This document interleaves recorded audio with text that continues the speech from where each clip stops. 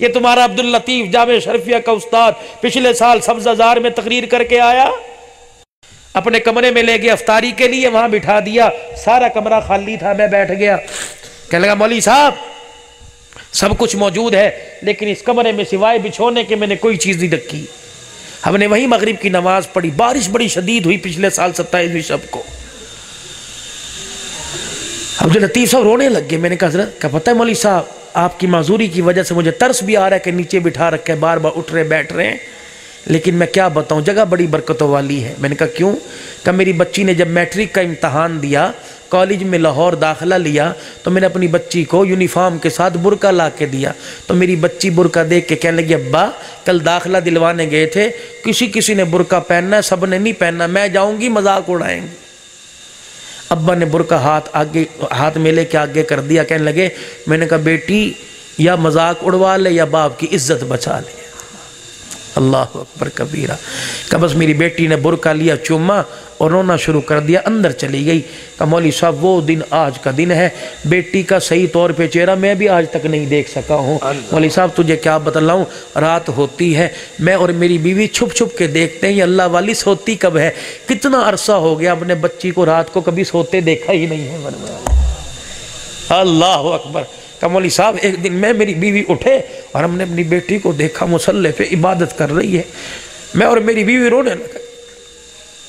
آج بیٹے کے کرتوتوں کو دیکھ کے ماں باپ روتے ہیں یا اس کی عبادت کو دیکھ کے رو رہے ہیں کہ ہم رونے لگ گئے۔ میں اپنی بیٹی کو دیکھ کے آیا، ٹھنڈا سانس بھرا، کلیجہ ٹھرا، میں میری بیوی سوئے۔ اللہ اکبر، کیا دیکھتا ہوں، میری آنکھ لگی، خواب میں مجھے کالی کملی والے کی زیارت نصیب ہو گئی۔ رحمت دو عالم صلی اللہ علیہ وسلم اس کمرے سے تشریف لائے۔ مولوی صاحب جہاں آپ بیٹھے ہیں یا بالکل سامنے حضور آ کے بیٹھ گئے۔ میں اندر آیا، میں نے دیکھا حضور بیٹھے ہیں، میں نے کہا آقا آپ کہاں؟ فرمایا تیرے گھر میں آیا ہوں، یہاں رہنے کو میرا دل چاہ رہا ہے۔ اللہ اکبر۔ کہ مولوی صاحب اس وقت سے میں نے کمرہ خالی کر رکھا ہے۔ یہ جامعہ شرفیہ کا وہ روضۃ الاطفال ادارہ ہے، وہاں کے استاد کہنے لگے مولوی صاحب میرے اس کمرے میں آج تک کوئی چیز کرسی وغیرہ نہیں بچھائی ہے، ایسے گھر بھی تمہیں اس دھرتی کے اوپر نظر آئیں گے میرے۔ اپنے گھروں کو حقیقت کے اندر گھر بناؤ، اجاڑو مت۔ ٹھیک ہے موبائل لا کے دیا، بچوں کا شوق پورا کیا، اور بڑی بڑی سکرینیں 56 انچ کی لگا کے دی ہے۔ بابو تو کہ ان پڑھ آدمی، ابھی یہ گندم بک رہے، ابھی چاول بک رہے ہیں، بچے نے کہا ابا ٹی وی لا دے، تجھے کیا پتا اس ٹی وی میں نامراد کیا کیا بیماریاں ہیں، تمہیں کیا پتا ٹچ موبائل کے اندر کیا کیا نامراد بیماریاں ہیں۔ کبھی پوچھا صبح سے لے کر شام تک اولاد کے لیے کیا کرتے ہو؟ کبھی شام کو آ کے یہ بھی پوچھا کہ 12 گھنٹے بچے سے میں دور رہا، میرے بچے نے 12 گھنٹے کہاں گزارے؟ کبھی پوچھا کسی باپ نے؟ کن کے حوالے تم اپنے بچوں کو کر رہے ہو، کن کی زندگی اپنے بچوں کی بری ہے؟ تو معصوم کنویں ہیں، اللہ کے واسطے اپنے بچوں کا خیال کرو۔ لاہوری کا قصہ سناؤں گا، حضرت شیخ الہند کے پاس آپ کا سسر آیا تھا اور کیسے رشتہ کہا تھا، اور حضرت لاہوری گیلے کپڑے پہن کے کیسے نکاح کی مجلس میں آ کے بیٹھ گئے تھے۔ انشاءاللہ تمہیں سناؤں گا، سیدہ فاطمہ کی شادی بھی تمہیں سناؤں گا، لیکن بابو سنو اس نیت سے کہ اللہ عمل کی توفیق عطا فرما دے۔